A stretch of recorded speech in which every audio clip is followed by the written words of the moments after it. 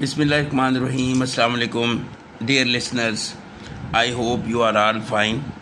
आज हम डिस्कस करेंगे जी जनरल साइंस का एक बहुत ही इम्पोर्टेंट टॉपिक है न्यूक्लियर रिएक्शंस और उसकी टाइप्स। अच्छा, बेसिकली न्यूक्लियर रिएक्शंस और केमिकल रिएक्शंस में जो डिफरेंस होता है वो इस तरह से है कि न्यूक्लियर रिएक्शन जो है उसके अंदर न्यूक्लियस इन्वॉल्व होता है, जबकि जो केमिकल रिएक्शंस होते हैं उनके अंदर एटम का न्यूक्लियस इन्वॉल्व नहीं होता, बल्कि जो इलेक्ट्रॉन्स हैं वो इन्वॉल्व होते हैं जो न्यूक्लियस के बाहर शेल्स में रिवॉल्व कर रहे होते हैं। तो आज मैं इंशाल्लाह आपको न्यूक्लियर रिएक्शंस की टाइप्स के ऊपर डिटेल से डिस्कशन करूँगा। इसमें न्यूक्लियर फिशन और फ्यूजन के हवाले से हम बात करेंगे, उनको डिफ्रेंशिएट करेंगे। और अगर आपने मेरा चैनल सब्सक्राइब नहीं किया हुआ तो आप काइंडली इसको सब्सक्राइब करें ताकि आपको जो मेरी मज़ीद वीडियोस वगैरह हैं वो भी मिलती रहें, जनरल साइंस के हवाले से, पाकिस्तान अफेयर्स के हवाले से, जनरल नॉलेज के हवाले से, केमिस्ट्री के हवाले से। तो ये आपके लिए इंशाल्लाह हेल्पफुल होंगी। तो फर्स्ट ऑफ ऑल, जो न्यूक्लियर रिएक्शंस हैं जिनमें न्यूक्लियस इन्वॉल्व होता है, इनकी दो टाइप्स हो सकती हैं। एक है जी न्यूक्लियर फिशन, और इसकी जो दूसरी टाइप है उसको हम कहते हैं nuclear fusion. Nuclear fission and nuclear fusion. अब इसको हम पहले डिफ़ाइन करेंगे, इनके डिफरेंसेस जो हैं वो डिस्कस करेंगे। पहले हम न्यूक्लियर फिशन के हवाले से बात कर लेते हैं। देखिए जी, फिशन का मतलब होता है ब्रेक डाउन होना। तो ये एक ऐसा प्रोसेस है जिसमें एक बड़ा न्यूक्लियस स्मॉलर न्यूक्लियाई के अंदर ब्रेक डाउन होगा। जब एक बड़े एटम के ऊपर हम न्यूट्रॉन्स की बम्बार्डमेंट करेंगे तो उसकी बम्बार्डमेंट की वजह से वो बड़ा एटम जो है वो ब्रेक डाउन हो जाएगा और वहाँ से एनर्जी भी निकलेगी और न्यूट्रॉन्स भी निकलेंगे। तो इसको डिफ़ाइन हम इस तरह से कर सकते हैं कि it is a nuclear reaction, it is a nuclear reaction in which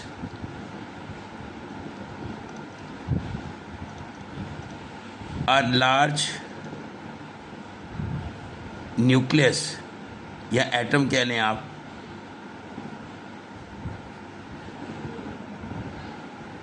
is broken down into smaller nuclei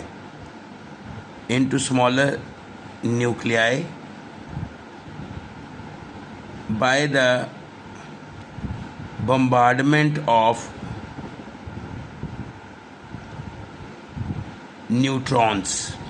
देखिए, इस रिएक्शन के लिए ना न्यूट्रॉन्स की बम्बार्डमेंट की ज़रूरत है, यानी उस एटम के ऊपर हम न्यूट्रॉन बम्बार्ड करेंगे। अभी मैं आपको रिएक्शन करके भी दिखाता हूँ, by the bombardment of neutron.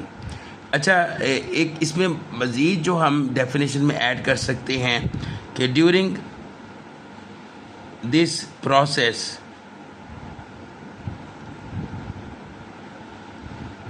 Neutrons energy and nuclear waste is produced.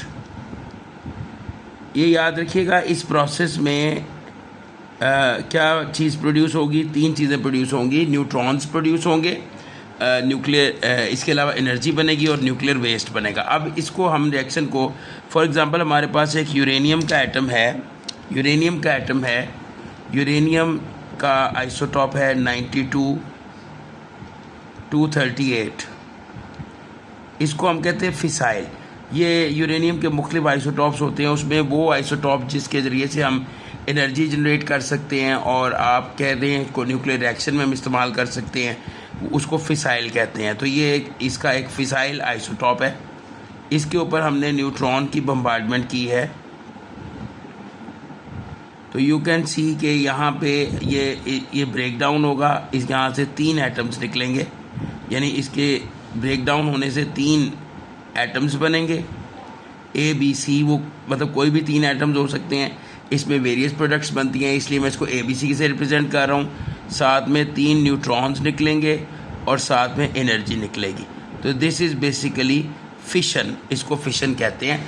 इसमें आप देख सकते हैं कि लार्जर न्यूक्लियस जो है broken down into smaller nuclei, और साथ में न्यूट्रॉन्स निकले हैं और साथ में एनर्जी निकली है। ठीक है। अच्छा, ये याद रखें कि ये जो एटम्स हैं इनको हम न्यूक्लियर वेस्ट कहेंगे, क्योंकि ये फर्दर जो है डिसइंटीग्रेट होकर alpha beta gamma rays produce करेंगे, तो ये न्यूक्लियर वेस्ट में आएंगे। ठीक हो गया, ये चीज़ बड़ी इंपॉर्टेंट है, इसको आपने समझना है। अच्छा, इसके बाद आगे चलते हैं हम थोड़ा सा। ये हमने न्यूक्लियर फिशन की डेफिनेशन पढ़ी है, राइट, और इसके लिए हमने न्यूट्रॉन की बम्बार्डमेंट की है एक हैवी न्यूक्लियस के ऊपर। अच्छा, फ्यूजन जो है वो बिल्कुल इसके रिवर्स प्रोसेस है, यानी इसमें दो स्मॉलर न्यूक्लियाई आपस में कंबाइन करते हैं और एक बड़ा न्यूक्लियस बनता है। तो it is a nuclear reaction, it is a nuclear reaction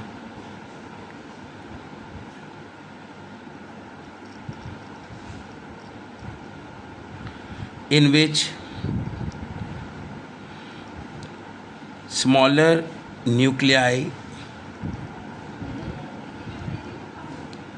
combine together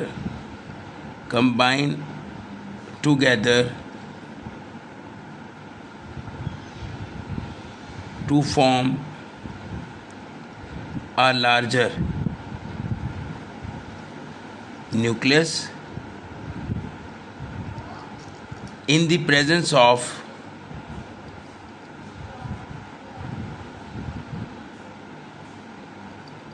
excessive temperature या heat, excessive टेम्परेचर या हीट। यानी इस प्रोसेस में ये होगा कि दो स्मॉलर न्यूक्लियाई आपस में कंबाइन करेंगे। जैसे फॉर एग्जांपल ये हाइड्रोजन है, ये छोटा एक एटम है, इसी तरह हाइड्रोजन का दूसरा एटम है, दोनों आइसोटॉप्स आपस में कंबाइन करेंगे। इसके लिए हमें बहुत ज़्यादा हाई टेम्परेचर या एक्सेसिव हीट चाहिए होगी, तो ये आपस में फ्यूज़ होकर हीलियम बनाएंगे और साथ में एनर्जी बनेगी। अच्छा, ये सेम रिएक्शन जो है वो सन की सरफेस पे हो रहा है, ठीक है। तो न्यूक्लियर फ्यूजन जो है वो सन की सरफेस पे हो रही है, और इसमें आप देखें कि वहाँ कितना ज़्यादा टेम्परेचर है जो इसको इनिशिएट कर रहा है इस रिएक्शन को। तो फ्यूजन जो है बिल्कुल फिशन के रिवर्स प्रोसेस है, और इसमें आप गौर करें कि स्मॉलर न्यूक्लियाई आपस में कंबाइन करके एक बड़ा न्यूक्लियस बना रहे हैं और साथ में एनर्जी बन रही है। लेकिन ये प्रोसेस को इनिशिएट करने के लिए बहुत हाई टेम्परेचर जो है वो रिक्वायर्ड है। अच्छा, यहाँ पे एक चीज़ बड़ी अहम है, ये मैं आपको बता दूं कि ये जो न्यूक्लियर फिशन के हवाले से मैं दोबारा इस तरफ आ रहा हूँ, ये जो 3 न्यूट्रॉन्स निकलते हैं यहाँ पे, ये फर्दर 3 एटम्स को एक्सप्लोर करते हैं। 3 एटम्स जब एक्सप्लोड होंगे, यानी यूरेनियम के 3 एटम्स एक्सप्लोड होंगे, तो वहाँ से 9 न्यूट्रॉन्स निकलेंगे, फिर वो 9 एटम्स को एक्सप्लोड करेंगे। तो इस तरह एक चेन रिएक्शन स्टार्ट हो जाएगा, जिसको न्यूक्लियर फिशन चेन रिएक्शन कहा जाता है। तो जो पावर प्लांट होता है ना, उसमें हम उसको कंट्रोल कर लेते हैं, उस 3 में से 2 न्यूट्रॉन्स को हम कैप्चर कर लेते हैं, सिर्फ 1 न्यूट्रॉन को आगे जाने देते हैं। लेकिन जब जो एटम बॉम्ब होता है या न्यूक्लियर बॉम्ब होता है, उसमें हम इसको कंट्रोल नहीं करते, ये प्रोसेस जो है मल्टीप्लिकेट होता चला जाता है और बहुत ज़्यादा हीट या एनर्जी प्रोड्यूस होती है। और एक चीज़ और है कि ये जो एनर्जी जनरेशन के लिए हमें ये वाला जो आइसोटॉप है जस्ट 3 to 5% अगर प्योर हो तो तब ये एनर्जी जनरेशन के लिए इस्तेमाल हो सकता है। लेकिन अगर हमने इसको एटॉमिक बॉम्ब के लिए इस्तेमाल करना है तो इसकी प्योरिटी 80 से 90% होनी चाहिए, फिर ये न्यूक्लियर वेपन के तौर पे या न्यूक्लियर बॉम्ब के अंदर यूज़ होगा। तो इसके लिए हमें एक प्रोसेस करना होता है, उसको हम कहते हैं एनरिचमेंट ऑफ यूरेनियम। हम यूरेनियम की एनरिचमेंट करते हैं, यानी जो दूसरे आइसोटॉप्स होते हैं वहाँ से इस आइसोटॉप की परसेंटेज को इंक्रीज़ करते हैं और उसको 80 से 90% तक इन्हांस करते हैं, तो फिर ये यूज़ हो सकता है न्यूक्लियर वेपन के लिए। तो एक तो ये डेफिनेशन है के हवाले से डिफरेंस है।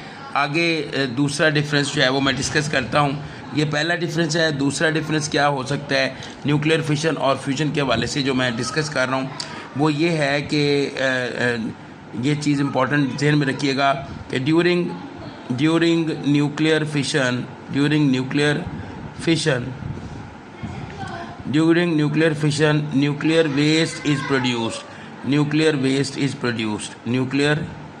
Waste is produced. देखें, न्यूक्लियर वेस्ट जो है ना, ये न्यूक्लियर फिशन के दरमियान न्यूक्लियर वेस्ट जो है वो प्रोड्यूस होता है लाजमी। ये न्यूक्लियर वेस्ट है, ये जो एटम्स बने हैं, एनर्जी और न्यूट्रॉन्स तो यूटिलाइज हो जाएंगे लेकिन ये न्यूक्लियर वेस्ट होगा। लेकिन न्यूक्लियर फ्यूजन के दौरान न्यूक्लियर वेस्ट नहीं बनता। During nuclear fusion no nuclear waste is produced. तो आप यहाँ पे देख सकते हैं कि यहाँ न्यूक्लियर वेस्ट नहीं बना बल्कि एक प्रोडक्ट बनी है हीलियम और साथ में एनर्जी बनी है, ठीक है ना जी। तो एक तो ये डिफरेंस है कि न्यूक्लियर वेस्ट जो है वो न्यूक्लियर फिशन के दौरान बनता है, न्यूक्लियर फ्यूजन के दौरान नहीं बनता। तो एक तो ये प्रोसेस हो गया। अच्छा, ये डिफरेंस हो गया। एक तो डेफिनेशन का डिफरेंस हमने पढ़ लिया, दूसरा हमने डिफरेंस ये पढ़ लिया। तीसरा डिफरेंस भी हम याद रखेंगे, वो इस तरह से है कि इसको स्टार्ट करने के लिए न्यूट्रॉन्स आर रिक्वायर्ड। ठीक है जी।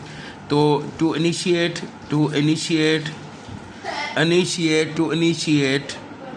nuclear fission, neutrons are required। देखें, इसको इनिशिएट करने के लिए हमारे पास न्यूट्रॉन्स की बम्बार्डमेंट ज़रूरी है। न्यूट्रॉन्स की बम्बार्डमेंट के बगैर ये प्रोसेस इनिशिएट नहीं होगा। लेकिन फ्यूजन को इनिशिएट करने के लिए high temperature is required. Neutrons की ज़रूरत नहीं होती to initiate nuclear fusion.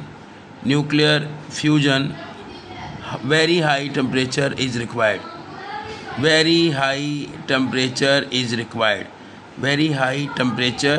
Required.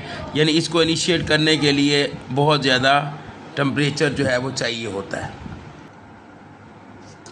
अच्छा जी, यहाँ से मैं दोबारा थोड़ा सा एक्सप्लेन कर रहा हूँ कि जो न्यूक्लियर फ्यूजन है उसको करने के लिए very high temperature is required.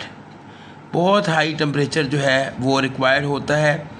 ठीक है ना। इस प्रोसेस को करने के लिए, इस प्रोसेस को स्टार्ट करने के लिए किसी न्यूट्रॉन की ज़रूरत नहीं होती, बल्कि बहुत हाई टेम्परेचर जो है उसकी प्रेजेंस में ये रिएक्शन जो है वो हो सकता है। ये न्यूट्रॉन की बम्बार्डमेंट रिक्वायर्ड नहीं होती। तो ये है न्यूक्लियर फिशन और फ्यूजन के हवाले से जो है ना, ये 3 डिफरेंसेस मैंने बताए हैं। अब चौथा डिफरेंस भी हम कर लेते हैं, वो हम इसी पेज के ऊपर लिख लेते हैं। ठीक है ना। अब देखें जी, याद रखिएगा न्यूक्लियर फिशन के हवाले से आपने एक चीज़ ज़हन में रखनी है कि न्यूक्लियर फिशन इज़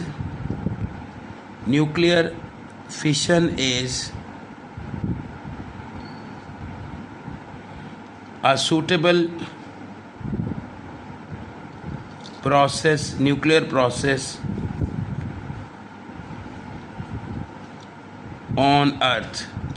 यानी हम अगर यहाँ पे न्यूक्लियर रिएक्शंस करवाना चाहें तो उसमें जो न्यूक्लियर फिशन का रिएक्शन है वो हमारे लिए ज़्यादा सूटेबल है। ठीक है ना जी। एंड कैन बी कंट्रोल्ड, ठीक है ना जी, ईजीली। ये ध्यान में रखिएगा, nuclear fission is a suitable nuclear process on earth and can be controlled. इसको हम कंट्रोल भी कर सकते हैं, इसको ईज़िली कंट्रोल किया जा सकता है। इसके मुकाबले में अगर आप फ्यूजन में आएँ तो ये ध्यान में रखिएगा कि nuclear fusion can not be controlled easily on earth.